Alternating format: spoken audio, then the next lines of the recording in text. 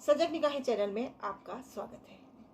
जो लोग भी मेरे वीडियो को देख रहे हैं, लाइक कर रहे हैं, शेयर कर रहे हैं, कमेंट्स कर रहे हैं, जिन्होंने मेरे चैनल को सब्सक्राइब कर रखा है, मैं अन्नधरी माँ से प्रार्थना करती हूँ उनकी ज़िंदगी में खुशियों की बहार ला दें, सफलताओं की झड़ी लग जाए, उनकी ज़िंदगी मुस्कुरा उठे। चलिए इसी प्रार्थना के साथ आज के टॉपिक की ओर चलते हैं। नमस्कार, मैं हूँ डॉक्टर निर्मला शर्मा और आप देख रहे हैं सजग निगाहें चैनल। अभी थोड़ी देर पहले मैं वीडियो बना रही थी और मैं आपको ये बता रही थी कि 3 देवी देवता के कृपा के बिना आपके जीवन में उत्थान नहीं आ सकता। और ये बताते बताते जब ग्राम देवी का जिक्र आया और मेरी माँ अन्नधरी माँ का जिक्र आया, जिनकी कृपा मुझ पर प्राप्त है, जो यहाँ की ग्राम देवी हैं, कोरबा जिले की, छत्तीसगढ़ के कोरबा जिले में जो अन्नधरी माँ है, यहाँ की ग्राम देवी हैं, उनका जब जिक्र आया तो मैं इतनी भावुक हो उठी, इतना रो पड़ी कि मैं कंट्रोल नहीं कर पाई अपने आप को और उस वीडियो को वहीं रोकना पड़ा। मैं आगे नहीं बना पाई उस वीडियो को। रात के 1:30 बज रहे हैं, अब मैंने अपने आप को संभाला और जाके फिर मैं ये वीडियो डाल रही हूँ। मैं उस वीडियो में ये बता रही थी कि 3 देवी देवता की कृपा प्राप्त किए बिना आप अपने जीवन में प्रगति नहीं कर सकते। आपके भाग्य में जो लिखा है ना, आपके डेस्टिनी में आप जो लिखा के आए हैं, वो आपको नहीं मिल सकता। आप कितना भी तीर्थाटन कर लीजिए, दान पुण्य कर लीजिए, कितना भी पूजा कर लीजिए, आपको ईश्वर की कृपा प्राप्त नहीं हो सकती। ये 3 देवी देवता हैं आपके पितृ देवी, पितृ देवता। आप इनके निमित्त दीपक लगाया कीजिए, गायों को, कुत्तों को, चींटी को, कौवों को खिलाया कीजिए, भूखों को इनके लिए इनके नाम से खिलाया कीजिए। किसी की आत्मा को तृप्ति मिले तो आपको दुआ मिले। आप कुल देवी और कुल देवता को आप यदि प्रसन्न नहीं करते तो आपके जीवन में कुछ पॉजिटिव होने वाला नहीं है।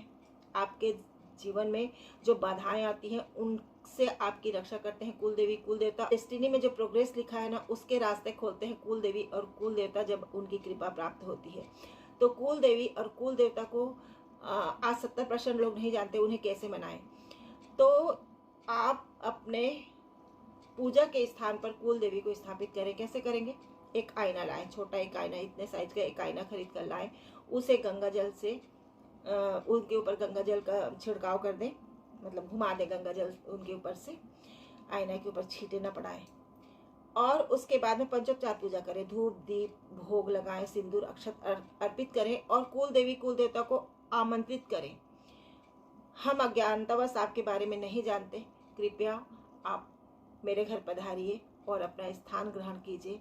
अब हम नियमित रूप से आपकी पूजा करेंगे, नियमित रूप से अब आपकी सेवा करना चाहते हैं, इसलिए आप पधारिए। आप उनका आह्वान कीजिए, हो सके तो किसी पंडित को बुला लीजिए और पूरा विधि विधान से पूजा करके उनका आह्वान करके आप अपने पूजा स्थल पर उनको स्थापित कीजिए, आईना को। जब कुल देवी कुल देवता आपके आह्वान से आ जाएंगे और आईने में अपनी छवि देखेंगे तो फिर वो उसी में विराजित हो जाएंगे। लेकिन फिर नियमित रूप से आपको इनकी पूजा करनी है। कुल देवी को प्रसन्न करने के लिए एक मुद्रा है, हस्त मुद्रा, थोड़ी देर में मैं आपको बताऊंगी। आप उस हस्त मुद्रा को 41 दिन तक कीजिएगा, रोज 5 मिनट, तो भी आपकी कुल देवी प्रसन्न हो जाएंगी। कुल देवी प्रसन्न हो जाएंगी तो आपके घर में सकारात्मक एनर्जी का फ्लो आ जाएगा, नहीं तो नकारात्मक एनर्जी आपके घर में फ्लो होती है। जो बुरी शक्तियां हैं उनका साया आपके घर में मंडराने लगता है। मतलब बुरी शक्तियों से, बुरी चीज़ों से, बाधाओं से आपकी रक्षा करते हैं कुल देवी कुल देवता। तो जो भी नेगेटिव चीज़ें हैं वो सब बुरी शक्तियाँ ही हैं, आप हम ये मान सकते हैं। तो उसके बाद में आते हैं आपके ग्राम देवी ग्राम देवता। ग्राम देवी ग्राम देवता जो होते हैं ना, देखिए हमारे जीवन में कुछ लोगों के ऋण होते हैं, कुछ ऋण होते हैं ना, भूमि के ऋण होते हैं। तो एक्चुअल में ये जो भूमि के ऋण होते हैं, वो जो जिस ग्राम में आप रह रहे हैं, वो उस ग्राम के जो आधिपत्य देवी देवता हैं, ईश्वर ने उन्हें नियुक्त कर रखा है ना उस जगह के लिए। तो उनका अंश निकाले बिना, उनके निमित्त दान के बिना, उनका अंश निकाले बिना आपके जीवन में वो चीज नहीं मिल सकता जिसके आप हकदार हैं। डेस्टिनी में जो लिखा कर आया है आपने, आपके भाग्य में जो लिखा कर आए हैं, भगवान की वो कृपा भी प्राप्त आपको नहीं हो सकती, क्योंकि भगवान कहते हैं तुम मेरे उस छोटे से अंश को तो मान नहीं पा रहे हो, मेरे इतने विराट स्वरूप को क्या मानोगे आप। इसलिए जिस ग्राम में आप रहते हैं, उन ग्राम के देवी देवता का अंश दान किए बिना आपको कृपा प्राप्त नहीं होगी। यदि आप छत्तीसगढ़ के कोरबा जिला में रहते हैं तो यहाँ की नगर देवी है सर्वमंगला माता, और यहाँ की जो ग्राम देवी है वो अन्नधरी माँ है।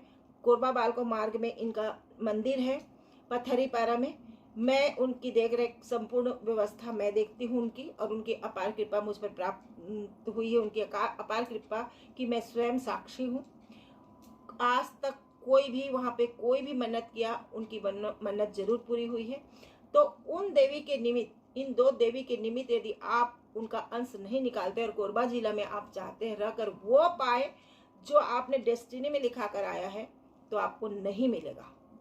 तो यदि आप अपने डेस्टिनी में जो लिखा कर आए हैं, भगवान की कृपा प्राप्त करना चाहते हैं, तो इन कुल नगर देवी सर्वमंगला माता और कुल देवी, ये ग्राम देवी अन्नधरी माता के नाम से जरूर अंशदान किया कीजिए, जोत जलाया कीजिए। नवरात्रि में यहाँ पे जोत जलते हैं, तो यहाँ पे जोत जलवाइए।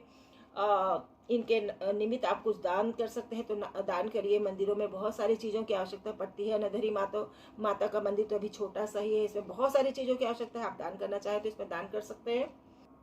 चलिए अब आपको मैं एक मुद्रा बता रही हूँ, कुल देवी को प्रसन्न करने की एक मुद्रा बता रही हूँ। एक ही आसन लीजिएगा, एक ही जगह चुनिएगा और एक ही समय चुनिएगा। आसन को जल छिड़क कर आप आसन में बैठ जाइए और 5 मिनट के लिए इस मुद्रा को करके कुल देवी का आपको आह्वान करना है। 45 दिन तक करना है। कुल देवी का आपको ध्यान करना है, प्रार्थना करनी है। प्रार्थना क्या करनी है वो मैं आपको बताती हूँ। पहले तो हम मुद्रा लगाना सीखते हैं। ये जो है ना, सूर्य की उंगली है, अनामिका उंगली को आपको ये अंगूठा के ऐसे टिप पे रखना है, इन दोनों को आपस में मिला देना है। और ये जो तर्जनी उंगली है, इंडेक्स फिंगर है, इसको आपको यहाँ लगाना है। देखिए, फिर से देखिए, तर्जनी उंगली को यहाँ लगा दीजिए, तर्जनी उंगली को अंगूठे के यहाँ पे लगा दीजिए, तर्जनी उंगली को अंगूठे के यहाँ पे लगा लीजिए। और जो अनामिका उंगली है और जो थंब है, इनको आपस में मिला दीजिए और बाकी की उंगलियां ये दो ऐसे ही सीधी रहेंगी। इस मुद्रा में आपको 45 डेज ध्यान करना है कुल देवी का। कुल देवी को पहले आप रोज क्षमा मांगे, मुझे क्षमा कर दें, मुझे क्षमा कर दें, मुझे क्षमा कर दें। उसके बाद में आप उनको रोज उनका आह्वान करें, हे माँ कुल देवी आप मुझ पर प्रसन्न हो, हे माँ कुल देवी मुझ पर प्रसन्न हो, हे माँ कुल देवी मुझ पर प्रसन्न हो। रोज आप प्रार्थना करें, रोज आह्वान करें उनका। 45 डेज कीजिए, देखिए आपको जरूर लाभ मिलेगा और कुल देवी आपकी जरूर प्रसन्न होगी। इस मुद्रा को आप करके देखिए, 45 डेज कीजिएगा। अब मैं आपको 2 मुद्राएं और बता रही हूँ। यदि आपको ध्यान में मन नहीं लगता, ध्यान नहीं लगता, आप फोकस नहीं हो पाते, आपका मन एकाग्र नहीं हो पाता, विचारों के बवंडर चलते हैं, तो उसके लिए वायु मुद्रा के लिए क्या करना है, ये इंडेक्स फिंगर का जो टिप है ना, उसको आपको थंब के रूट पे लगाना है। ये जो थंब है, थंब के रूट पे लगाना है और थंब को इसके ऊपर लगा देना है। ये वायु मुद्रा है, ये वायु मुद्रा है। ये क्या करती है, आपके चित्त को शांत करती है। विचारों के जो बवंडर चलते हैं ना, उनको कंट्रोल कर देती है, उसको रोक देती है। आपके चित्त को शांत कर देती है, हार्मोन्स को बैलेंस कर देती है, आपके बॉडी में वायु तत्व को बैलेंस करती है। आपको यदि गैस्ट्रिक का प्रॉब्लम है तो इससे आपको बहुत लाभ मिलेगा। आपके शरीर में वायु तत्व का को बैलेंस कर देती है, आपके चित्त को स्थिर कर देती है, एकाग्र कर देती है, जिससे ध्यान में आपका मन लगने लगता है। आपके हार्मोन्स को ये बैलेंस करती है। आपके विचारों के जो बाउंडर चलते हैं ना, उसे भी ये रोक देती है। मतलब ये बहुत अच्छी मुद्रा है एकाग्र फोकस्ड होने के लिए मुद्रा। आप इस मुद्रा को रोज लगाइए तो आपका ध्यान फिर धीरे धीरे सधने लगेगा। और ध्यान करने जब आप बैठते हैं तो इस मुद्रा में यदि आप ध्यान करेंगे ना, सांभवी मुद्रा में, तो आपका ध्यान बहुत जल्दी सधने लगेगा। सांभवी मुद्रा कौन सी है, वो जो भगवान शिव की मुद्रा है ना। भगवान देखना कैसे बैठे रहते हैं, उनकी आंखें आधी खुली रहती हैं, ऊपर की ओर चढ़ी रहती है पलके। हाँ, वही मुद्रा। आपको आंखें खुली नहीं रखनी है। चलिए मैं आपको बताती हूँ। आप हो सकता है सांभवी मुद्रा लगाएं और ध्यान के अवस्था में ज़्यादा पहुँच जाए तो आपकी आंखें खुल भी जाए आधी। आपको साधारण आसन में बैठ जाना है। मैंने सिंपल आसन ले लेना, सुख आसन ले लीजिए, पालथी मोड़ के बैठ जाइए। जिसमें आपको जिस तरह से बैठना आपको कंफर्ट लगे ना, उस तरह से बैठिए। क्योंकि आप अपने कंफर्ट जोन में नहीं बैठेंगे ना, तो आपका ध्यान नहीं लगेगा। बार बार जो चीज़ आपको अनकंफर्ट फील हो रही है ना, उस तरफ ध्यान जाएगा। तो आप कंफर्ट जोन में बैठिए सबसे पहले तो आप आसन में बैठ जाइए ध्यान के लिए। जिस आसन में आप बैठते हैं उस आसन में बैठ जाइए। उसके बाद में आंखों को बंद कर लीजिए और ये जो पुतली है ना, इसको ऊपर की तरफ चढ़ा लीजिए। और यहाँ जो मेरा तिलक लगा है ना, जहाँ भगवान शिव जी का 3rd आई होती है ना, हर व्यक्ति की 3rd आई होती है यहाँ पे। तो अपनी पुतली को वहाँ चढ़ाकर आप उस 3rd आई को देखने की कोशिश कीजिए। आपको वहाँ ना बहुत तेज प्रकाश दिखाई देगा। शुरू में तो आपको अंधियारा दिखाई देगा, अंधेरा काला काला दिखाई देगा। किंतु धीरे धीरे आप लगातार प्रयास करेंगे तो वहां आपको प्रकाश दिखाई देने लगेगा। आप यदि संभवी मुद्रा में ध्यान के लिए बैठते हैं तो आपका ध्यान बहुत जल्दी सजने लगेगा, आप बहुत जल्दी सक्सेस पा जाएंगे। तो फिर मिलती हूँ मैं नेक्स्ट वीडियो में बहुत अनमोल जानकारी के साथ। मेरे वीडियो को लाइक कर दीजिएगा, शेयर कर दीजिएगा, कमेंट्स कर दीजिएगा। चैनल को सब्सक्राइब नहीं किया होगा तो कर दीजिएगा, ऑल बटन को पुश कर दीजिएगा ताकि वीडियो अपलोड होते ही आपको नोटिफिकेशन मिल सके। नेक्स्ट वीडियो तक अपनों का, अपने आसपास के लोगों का ख्याल रखिएगा। मिलती हूँ। जय हिंद, वंदे मातरम, जय सनातन।